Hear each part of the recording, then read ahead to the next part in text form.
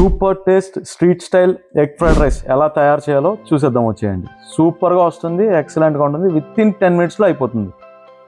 ముందుగా గంట పాటు నానబెట్టుకున్న బాస్మతి బియ్యాన్ని హాట్ వాటర్లోకి వేసుకున్నామండి. ఇలా మనకి హాట్ వాటర్ అనేది బాయిల్ అవుతున్నప్పుడు మనం బాస్మతి రైస్ అనేది వేసుకోవాలండి. ఇప్పుడు మనం ఇందులోకి 5 టేబుల్ స్పూన్ల రాక్ సాల్ట్ వేసుకుందామండి. ఈ వాటర్ అనేది మనకు సముద్రపు నీరు అన్నంత ఉప్పుగా ఉండాలండి. ఇలా మనకి రైస్ అనేది బాయిల్ అయ్యేటప్పుడు ఒక 30 ml ఆయిల్ అనేది పోసుకోవాలండి. ఇలా పోసుకోవడం వల్ల మనకి రైస్ అనేది స్టిక్కీగా అవ్వదు, ఒకదానికి ఒకటి అతుక్కోకుండా ఉంటుందండి. రైస్ అనేది చాలా చాలా చాలా పొడి పొడిగా వస్తుంది. రైస్ అనేది కరెక్ట్గా ఉందండి. కరెక్ట్గా 5 స్పూన్లు వేసుకోండి. వాటర్ అనేది మనము దాదాపు 8 liters వాటర్ పోసాము ఒక కేజీ బాస్మతి రైస్కి. గుర్తుంచుకోండి, చూసుకోవచ్చండి. మనకి రైస్ అనేది 85% కుక్ అయిపోయింది. అందరూ చాలామంది 80% అంటారు, కానీ అలా తీస్తే మాత్రం ముక్క అనేది ఎప్పుడు గట్టిగా ఉంటుంది అనమాట తినేటప్పుడు. అలా ఉండకూడదు ఎప్పుడే, కానీ కొంచెం సాఫ్ట్గా ఉండాలి. చాలామంది అంటారు కుకింగ్ తర్వాత అది సాఫ్ట్ అయిపోతుంది అంటారు, కానీ మనం బేసిక్గా మనం ఫ్రైడ్ రైస్లన్నీ ఆయిల్లో చేస్తాం కాబట్టి సాఫ్ట్ అయ్యేదానికి ఛాన్సే ఉండదు అనమాట. మీరు మన ఇంట్లో ఏదైనా ఇలాంటి జల్లెడు ఉంటే కానీ ఇలాంటి దాంట్లోకి వేసుకోండి, ఎందుకంటే వాటర్ అనేది ఈజీగా స్ట్రైన్ అవుతుంది. రైస్ ఎప్పుడే కానీ ఫ్రైడ్ రైస్ అనేది హాట్గా ఉన్న రైస్ మీద కొట్టలేమండి. అలా కొడితే కానీ రైస్ అనేది ముద్దగా వచ్చేస్తుంది. ఇలా చిన్న కట్ చేసుకోండి. రీబాయిల్ అనేది చేయం కాబట్టి మనం డైరెక్ట్ ఇలా వేసుకుంటాము. సో నైస్గా ఉండాలి ఎప్పుడైనా సరే. మన క్యాప్సికమ్ కూడా అంతే అండి, సేమ్ మనం ఇప్పుడైతే ఎలా క్యారెట్ బీన్స్ కట్ చేసుకున్నామో అలా మన క్యాప్సికమ్ అనేది కూడా ఇలా కట్ చేసుకోవాలండి సన్నగా, అప్పుడే బాగుంటుంది. ఎప్పుడైనా సరే మనం క్యాబేజ్ తీసుకున్నప్పుడు 3-4 లేయర్లు తీసేయాలండి, ఎందుకంటే దానిపైన పెస్టిసైడ్స్ అన్ని కొడుతుంటారు. ఇప్పుడు చూసుకోవచ్చండి ఎలా కట్ చేస్తాం చూడండి. ఇలా సన్నగా రావాలండి ఏదైనా సరే వెజిటేబుల్ అనేది. ఇప్పుడు మనము 3 ఎగ్ ఫ్రైడ్ రైస్ చేస్తున్నామండి. ముందుగా 3 గుడ్లు పగలగొట్టేసుకుందాం. ఎంత బాగా బీట్ చేసుకుంటే అంత బాగా ఫ్లఫీగా వస్తుందండి మనకి ఎగ్ ఫ్రైడ్ రైస్ అనేది.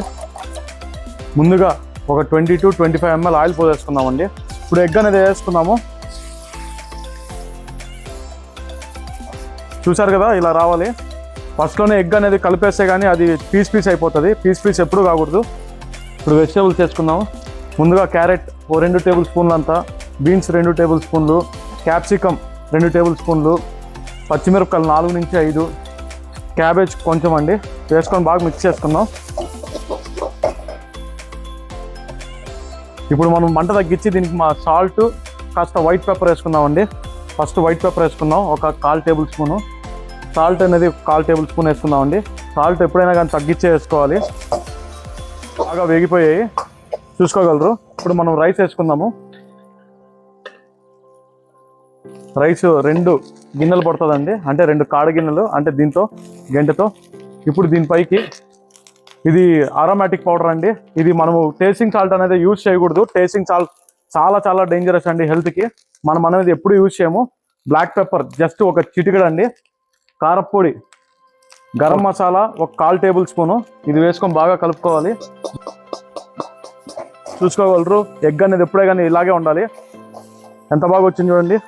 హోమ్ మేడ్ సోయా సాస్ అండి, ఇది ఒక 1/4 టేబుల్ స్పూన్ అంత వేసుకుందాము. వెనిగర్ ఒక 1/2 టేబుల్ స్పూన్ అండి వేసుకొని కలుపుకుందామండి.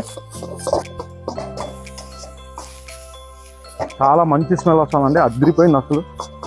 ఫైనల్ టచ్ చెప్పండి, ఒక 2 టేబుల్ స్పూన్ అంత మనకి స్ప్రింగ్ ఆనియన్ వేసుకుంటే సూపర్ వస్తుంది.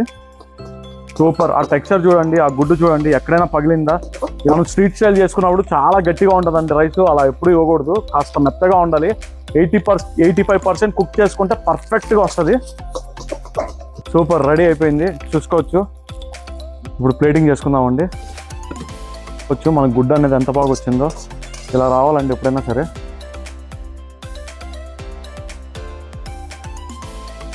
అదిరిపోయింది, ఫస్ట్ క్లాస్. స్ట్రీట్ స్టైల్ అంటే ఇదే, వేరే ఏది లేదు. అదిరిపోయింది, వచ్చేయండి.